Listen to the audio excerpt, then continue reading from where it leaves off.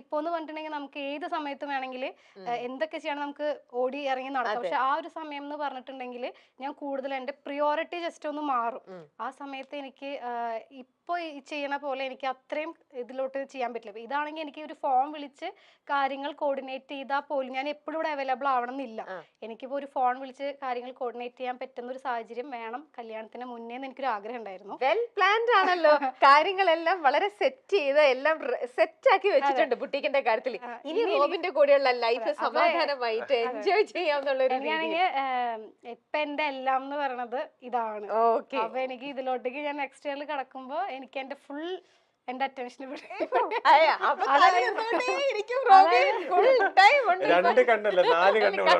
പക്ഷെ അതിന്റെ അർത്ഥം ബിസിനസ്സിന് ഒന്നുമല്ല എന്നല്ല. കാരണം എന്റെ ഇത്രയും കിടന്ന വർഷം മൊത്തം ഒരു ലാസ്റ്റ് 10 years മൊത്തം ഞാൻ ഈ ഒരു ഫീൽഡില് ഈ ഒരു ഇതിലാണ് ഫുൾ ഫോക്കസ് ചെയ്തിരുന്നത്.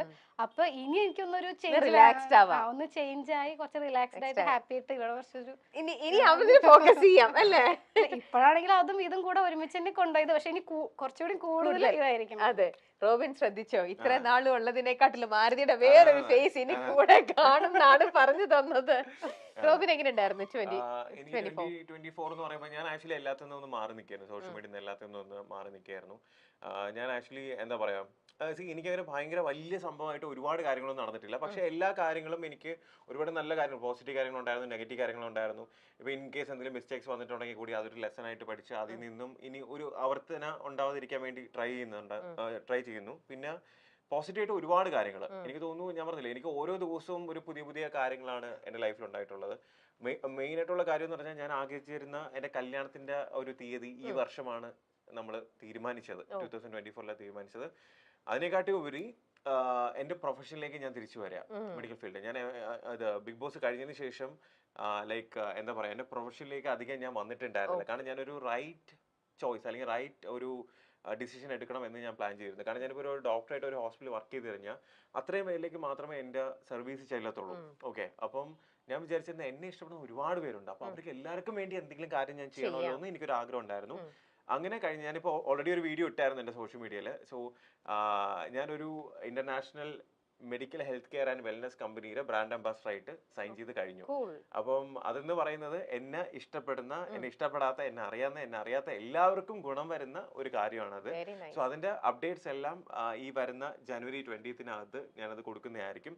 കാരണം നമ്മളെ ഇഷ്ടപ്പെടുന്നവർക്ക് വേണ്ടി എന്തെങ്കിലും തിരിച്ചു ചെയ്യണം, ഒരു ലാർജ് സ്കെയിൽ സർവീസ് ചെയ്യണം എന്നുള്ള ഒരു ആഗ്രഹം ഉണ്ടായിരുന്നു.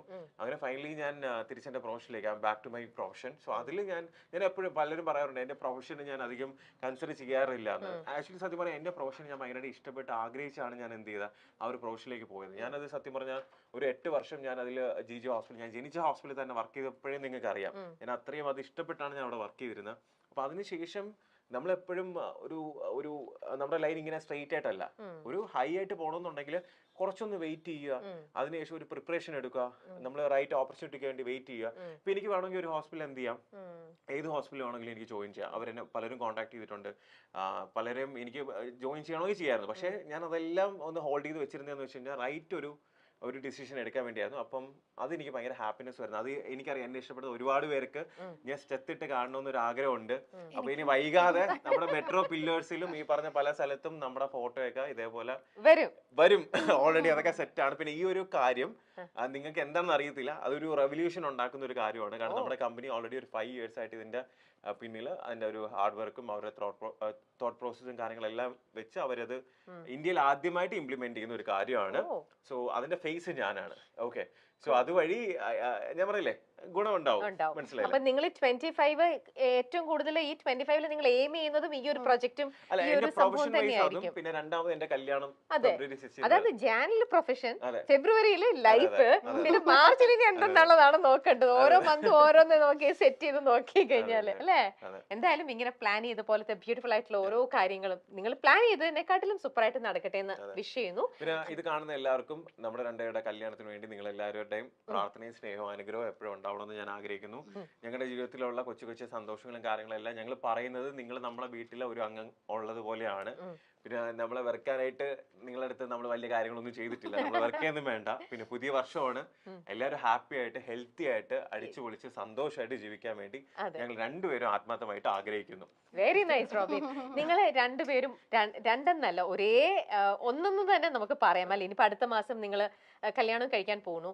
അപ്പോൾ ഈ ഒരു 24-ൽ നിങ്ങൾക്ക് രണ്ടുപേർക്കും കൂടെ ചേർന്ന് നിങ്ങളെ വിഷമിപ്പിച്ച അല്ലെങ്കിൽ നിങ്ങൾക്ക് കുറച്ച് അപ്സെറ്റ് ആക്കുന്ന എന്തെങ്കിലും ഒരു ഇൻസിഡന്റ് ഉണ്ടായിട്ടുണ്ടോ? ഇൻസിഡൻസ് രണ്ടുപേരുടെ രണ്ടായിട്ട് ചോദിക്കുന്നില്ല. ഇൻസിഡൻസ് ഒക്കെ ഉണ്ടായിട്ടുണ്ട്, പക്ഷെ നമ്മളത് ഒരുമിച്ച് മാനേജ് ചെയ്തു. അതെല്ലാം അല്ല, എനിക്കിപ്പോ അങ്ങനെ ഒരു ഇൻസിഡന്റ് ഉണ്ടായാൽ തന്നെ അത് ഇപ്പം ഞാൻ പറഞ്ഞില്ലേ, നമുക്ക് എന്ത് കാര്യം ഉണ്ടെങ്കിലും അത് നമ്മൾ അനലൈസ് ചെയ്ത് നമ്മളത് മനസ്സിലാക്കി മുന്നോട്ട് പോവാന്നുള്ളതിൽ തന്നെയാണ് ഇരിക്കുന്നത്. അതിൽ നമ്മൾ ഭയങ്കരമായിട്ട് അണ്ടർസ്റ്റാൻഡിങ്. അത് ഞാൻ പറയില്ലേ, നമ്മൾ ഏറ്റവും കൂടുതൽ അടുത്തത് ഈ വർഷമാണ്. നമ്മൾ ഏറ്റവും കൂടുതൽ ക്ലോസ് ആയിട്ട് നമ്മൾ പരസ്പരം കൂടുതൽ ഡെപ്ത് ആയിട്ട് നമ്മൾ മനസ്സിലാക്കിയത് ഈ വർഷമാണ്. സോ എന്താ പറയാ, അപ്പൊ നിങ്ങളുടെ അഭിപ്രായത്തിൽ നിങ്ങളുടെ ഒരു എക്സ്പീരിയൻസിൽ എപ്പോഴും ഒന്ന് കമ്മിറ്റഡ് ആയി കഴിഞ്ഞു കഴിഞ്ഞാൽ ഇതേപോലെ കുറച്ചൊരു ലെങ്തി ആയിട്ട് എടുത്തു കഴിഞ്ഞാൽ കുറച്ചും കൂടെ മ്യൂച്വലി അണ്ടർസ്റ്റാൻഡ് ചെയ്യാൻ പറ്റുമെന്ന് തന്നെയാണ് അല്ലെ? അല്ല, ഇതിന് മുന്നേ നമുക്ക് അറിയായിരുന്നു, അല്ലെങ്കിൽ നമുക്ക് ഏതെങ്കിലും ഒരു സാഹചര്യത്തിൽ നമുക്ക് ടൈം സ്പെൻഡ് ചെയ്യാനായിട്ട് ഒരു ഗ്യാപ്പ് കിട്ടിയിട്ടുണ്ടായിരുന്നു എന്നുണ്ടെങ്കിൽ അത്രയും പ്രശ്നമില്ല. നമ്മൾ വളരെ രണ്ട് സ്ട്രേഞ്ചേഴ്സ് തമ്മിലാണ് കണ്ടത്. നമ്മൾ ഫസ്റ്റ് ടൈം കണ്ടപ്പോ തന്നെ കല്യാണം എല്ലാവരും കൂടെ ഉറപ്പിച്ചു, നമ്മൾ തീരുമാനിക്കുന്നേക്കാൾ മുന്നേ. അപ്പോൾ അതിൻ്റെതായ ഒരു സമയം, പിന്നെ എനിക്കും എൻ്റെ കരിയർ വൈസിന് കുറെ കാര്യങ്ങൾ ചെയ്തുകൊണ്ടിരിക്കുന്ന സമയമായിരുന്നു. പക്ഷെ അത് ഒരുപാട് ആളുകളിലോട്ടേക്ക് എത്തുന്നേക്കാൾ മുമ്പ് ഈ ഒരു സംഭവം ഇടയിൽ വന്നു. അപ്പൊ എനിക്കാണെങ്കിലും എന്താ പറയാ, എനിക്ക് മൊത്തത്തിൽ അതും ഇതും എല്ലാം കൂടെ ഒരു കൺഫ്യൂസ്ഡ്